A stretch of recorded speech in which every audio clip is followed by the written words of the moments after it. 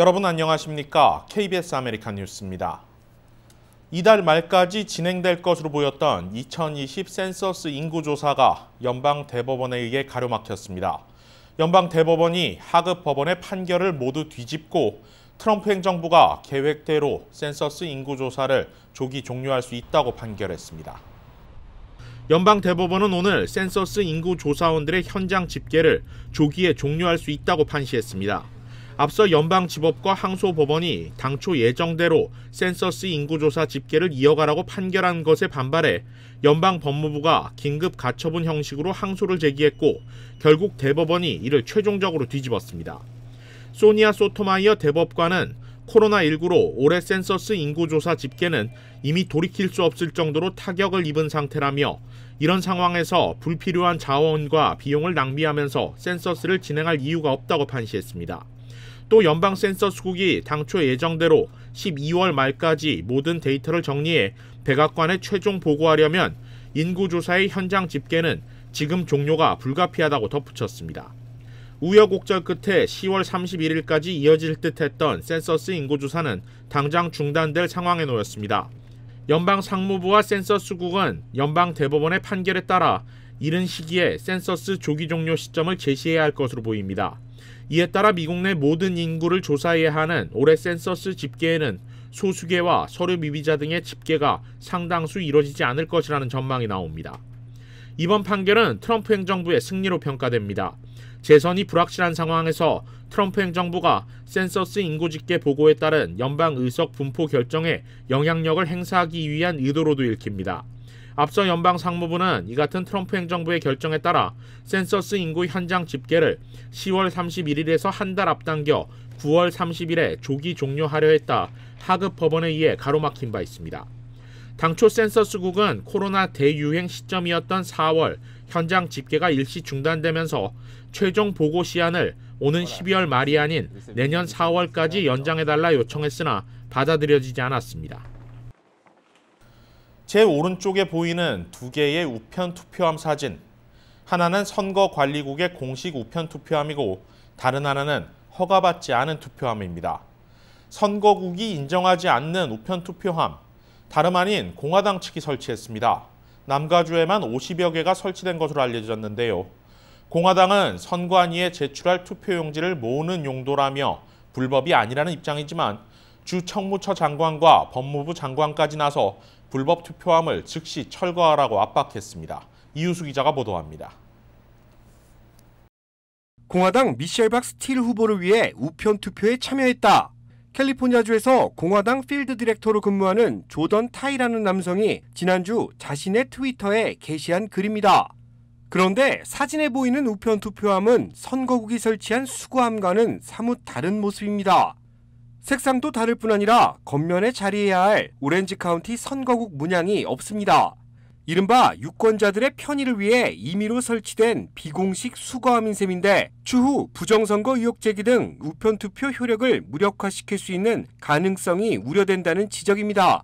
일부 언론에서도 이를 문제 삼자 해당 남성은 트위터 게시물을 삭제했습니다. 캘리포니아주 선거국은 공화당 측의 비공식 수거함의 설치가 주법에 반하는 일이라며 즉각 사용을 중단해야 한다고 경고했습니다. 오렌지 카운티 선거국 역시 트위터에 나온 설치함을 만든 적 없다고 발표하자 카운티 검찰은 결국 수사에 착수했습니다. 우편 투표 용지가 비공식 수거함으로 들어올 경우 집계가 이루어지지 않을 가능성이 높을 뿐 아니라 이를 빌미로 우편 투표 자체가 무효화될 수 있습니다. 유권자들의 주의가 절실히 요구되고 있는 겁니다. 이 같은 비공식 수거함은 프레즈노 카운티 등 남가주 일부 지역에서 속속 발견되고 있습니다. 따라서 유권자들은 우편 투표용지를 내기 전 각 카운티 선거관리국에서 확인된 수거함의 모양을 다시 한번 확인해야 할 것으로 보입니다. KBS 뉴스 이우수입니다. 이 같은 논란이 일고 있는 이유는 결국 올해 우편 투표의 중요성이 그만큼 커진 데 따른 것이겠죠. 실제로 캘리포니아주에서는 우편 투표 참여 열기가 뜨거운데 특히 민주당 지지 유권자들의 우편 투표 참여율이 높은 것으로 나타나고 있습니다. 사상 처음으로 전체 유권자들에게 우편 투표 용지가 발송된 캘리포니아주에서 참여 열기가 뜨거운 것으로 나타났습니다. 우편투표 통계를 담당하고 있는 선거 프로젝트 사이트에 따르면 캘리포니아주에서는 이미 58만 명 이상이 우편투표에 참여했습니다. 이 중 민주당 지지층은 32만 명 이상 우편투표에 참여했고 공화당 지지층은 12만 명으로 민주당 지지층이 우위를 보이고 있습니다. 우편투표를 시행하고 있는 전국 38개 주와 워싱턴 DC에서는 최소 930만 명의 유권자들이 이미 투표를 마친 것으로 집계됐습니다. 코로나 팬데믹 사태 장기화에 따라 직접 투표를 기피하려는 이유도 있지만 조기 개표에 직접적인 영향력을 보여주기 위해 유권자들이 서두르고 있는 것으로 분석됩니다. 백악관이 제시한 1조 8천억 달러 규모의 추가 경기 부양안이 합의에 난항을 겪을 것으로 보입니다. 트럼프 대통령이 여기에서 더 나아가 2조 달러에 달하는 더 큰 부양안을 제시할 수 있다는 전망까지 나오고는 있지만 아직까지는 대선 전까지 초당적 합의가 쉽지 않을 것이라는 분석입니다. 트럼프 대통령이 제시한 추가 경기 부양안을 두고 공화, 민주 양당 모두 냉담한 반응을 내비치고 있습니다. 민주당은 1조 8천억 달러 가운데 1차 추가 경기 부양안에서 소진되지 못한 예산 4천억 달러를 재사용하는 데 대한 불만을 제기했으며 실업수당 역시 민주당 측이 제시하고 있는 600달러보다 낮다는 이유로 회의적인 입장입니다. 낸시 펠로시 하원 의장은 트럼프 대통령의 추가 경기 부양안은 수치상으론 지원 규모가 늘어난 것처럼 보이지만 사실 지원 금액은 기존과 같은 1조 5천억 달러 규모라며 실망감을 표출했습니다. 공화당 상원은 오히려 백악관이 제시한 금액이 너무 높은 수준이라며 지원 규모를 더 낮춰야 할 것이라고 반박하고 있습니다. 양당의 초당적인 합의가 이뤄져도 대선 전까지 지급이 불투명한 상황, 앞으로 백악관과 공화당, 민주당의 원만한 협의는 계속 진통을 보일 것으로 예상됩니다. 트럼프 대통령이 자신의 선거 광고에 앤서니 파우치 국립 알레르기 전염병 연구소 소장의 발언을 무단으로 사용해 논란이 일고 있습니다. 최대 접전주 중 하나인 미시간주에서 방영되고 있는 트럼프 대통령의 선거 광고입니다. 코로나에서 회복되고 있는 자신을 미국인들의 희망과 리더십의 상징으로 부각시키는 내용입니다. 문제가 된 장면은 19초부터 마치 트럼프 대통령의 코로나19 대응을 극찬하는 듯한 발언인데 파우치 수장은 즉각 반박에 나섰습니다. 자신에게 허락을 받지도 않고 자신이 트럼프 대통령을 칭찬하는 것처럼 교묘하게 편집한 것이라며 즉각 해당 영상 삭제를 요구했습니다. 실제 파우치 소장의 당시 발언은 지난 3월 자신이 백악관 태스크포스로 활동하던 당시 방역에 노력하는 공공보건관리들에 대한 격려였습니다. 민주당 조 바이든 후보도 즉각 비난에 나섰습니다. But Trump and his campaign were very much used to deception and not telling the truth. Deliberately lied by putting Fauci in his ad, implying that Fauci was talking about Trump. 그러나 트럼프 캠프 측은 파우치 소장이 직접 발언을 한 것이고 결국 트럼프 행정부 산하 방역 당국을 칭찬한 것이기 때문에 문제될 것이 없다는 입장입니다. 심지어 트럼프 대통령은 오늘 자신의 트위터에 파우치 소장을 조롱하는 듯한 발언까지 덧붙였습니다.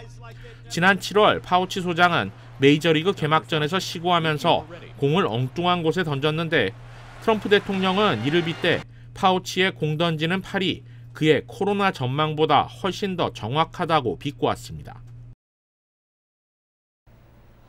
뉴저지주에서 오늘부터 모든 실내 스포츠가 조건부로 재개됩니다. 제휴사 뉴욕 KBTV 이창원 기자가 보도합니다.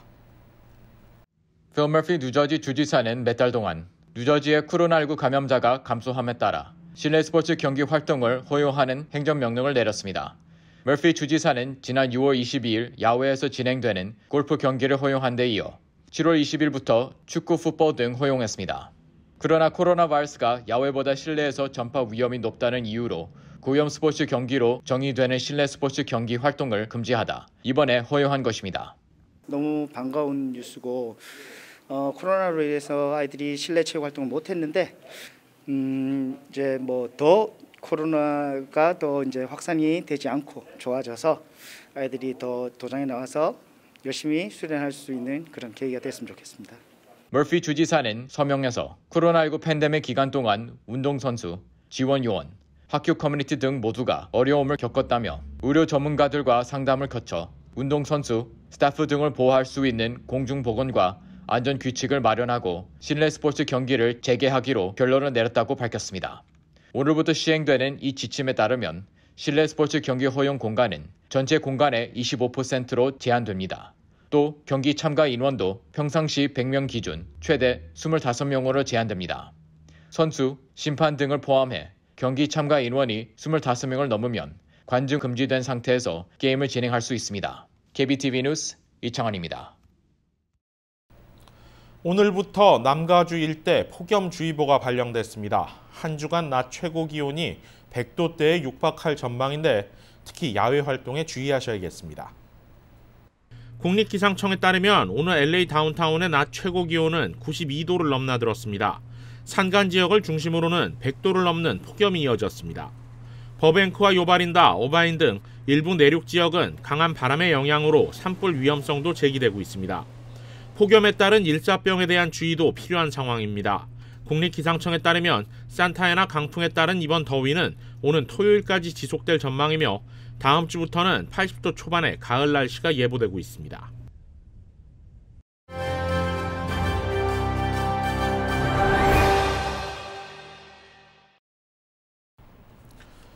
이제 정확히 20일 뒤면 미국의 대통령을 선출하는 대선이 치러집니다. 현재까지의 각종 여론조사 지지율로 봤을 때 민주당 조 바이든 후보가 트럼프 대통령을 앞서고 있는 상황입니다. 과연 남은 20일 동안 트럼프 대통령이 역전할 수 있을지 아니면 이대로 재선에 실패하고 말지가 가장 관심일 것 같습니다. 스튜디오에 나와 있는 이채은 기자와 함께 분석해 보도록 하겠습니다. 이채은 기자, 어서 나오세요. 안녕하세요. 네, 오늘 이제 코로나 사태 이후로 처음 이제 스튜디오에서 기자 대담을 하는데 이제 사회적 거리두기상 이렇게 좀 떨어져서 진행을 합니다. 뭐 처음인데 뭐 좀 긴장되나요? 네, 상당히 긴장됩니다. 네, 좋은 분석 부탁드리고요. 자, 바로 본론으로 들어가죠. 어제였죠. 이제 코로나19에 감염됐던 트럼프 대통령이 음성 판정을 받았다는 의료진의 발표가 나왔습니다. 그리고 직후 바로 이제 대외 행보를 계속하고 있죠. 네, 그렇습니다. 앞서 지난 주말 백악관 발코니에서 지지자 연설을 한 이래로 어제는 플로리다주 유세에 나섰습니다. 네. 이때가 시간상으로 봤을 때 의료진의 음성 판정 발표가 나오기 전으로 알려졌는데요. 이 때문에 감염 이후 행보를 너무 서두르는 것이 아니냐는 말도 나오고 있습니다. 네, 의료진 발표를 어쩌면 트럼프 대통령이 사전에 알고 유세를 떠났을 수도 있겠죠. 또 한편으로는 그만큼 이제 현재의 지지율 열세를 만회하기 위해선 이제 어떻게 보면 시간이 없다, 굉장히 다급하다 이런 모습을 보여주는 걸로 해석이 될 수도 있고요. 자, 남은 기간 트럼프 대통령 지금 현재 열세인 지지율 끌어올릴 수 있을 것 같습니까? 네, 남은 기간 트럼프 대통령의 전략은 결국 코로나19를 두려워하지 않는 리더의 모습을 부각시키는 데 있습니다. 네. 마치 봐라, 내가 코로나19에 걸렸지만 나는 아무렇지 않다. 코로나19 별거 아니다. 라는 식으로 말입니다. 네. 당장 코로나 감염 이후 이 같은 전략이 먹힐지 제가 몇 가지 사례들을 살펴봤는데요. 네. 대표적으로 영국 보리스 존슨 총리 사례가 있었습니다. 보리스 존슨 영국 총리는 이제 전 세계 각국 정상들 중에서 가장 먼저 코로나19에 감염이 됐고 또 거의 죽다 살아났다 뭐 이렇게 알려져 왔었잖아요. 네, 그렇습니다. 여기서 지켜봐야 할 점이 당시 존슨 총리의 지지율이 48%에 불과했습니다. 네. 하지만 감염 이후 지지율이 70%까지 치솟았고요. 네. 지금 현재도 61%의 지지율을 유지하고 있습니다. 네, 감염 이전에는 50%를 밑도는 지지율이 감염 이후에는 거의 70%까지 치솟았다.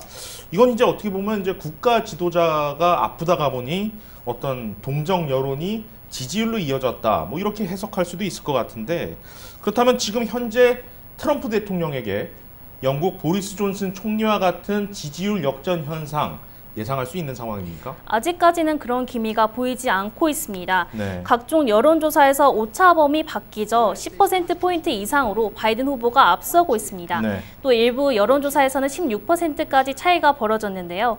4년 전 같은 시점입니다. 당시 힐러리 클린턴 후보가 트럼프 대통령을 앞선 것보다도 평균 7%포인트 정도 더 차이가 나고 있습니다. 네. 특히 트럼프 대통령의 확진 이후 실시된 모든 여론조사에서도 바이든 후보가 앞서는 것으로 나왔습니다. 네. 이는 1968년 이후 역대 세 번째 무패 기록입니다. 네, 그렇군요. 자, 그러면 남은 기간 트럼프 대통령이 내세우고 있는 코로나의 끄떡없는 대통령 이 이미지를 부각시키는 동시에 또 한편으로는 상대 후보죠. 민주당 조 바이든 후보에 대한 공략 어떻게 펼칠지 궁금하거든요. 네, 트럼프 대통령의 전략은 이른바 슬리피 조 전략입니다. 네. 당장 트럼프 대통령은 어제 트위터에서도 바이든 후보가 유세 발언 도중 실현한 것과 관련해 조롱 섞인 그런 글을 올렸었는데요. 네네, 저도 봤습니다. 바이든 후보가 이제 민주당원으로서 상원의원 선거에 출마하는 것이 자랑스럽다.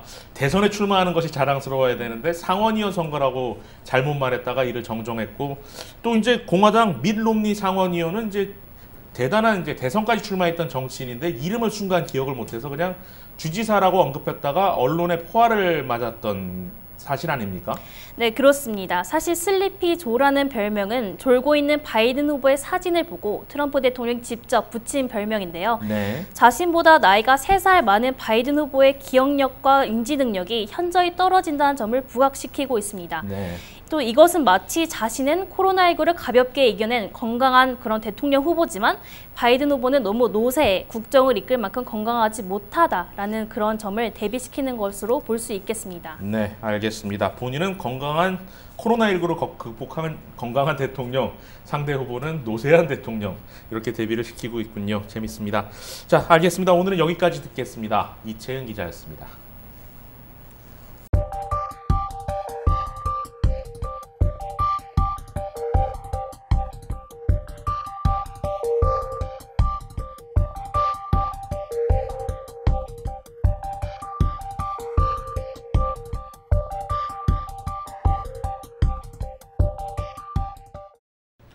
KBS 아메리칸 뉴스 마칩니다. 고맙습니다.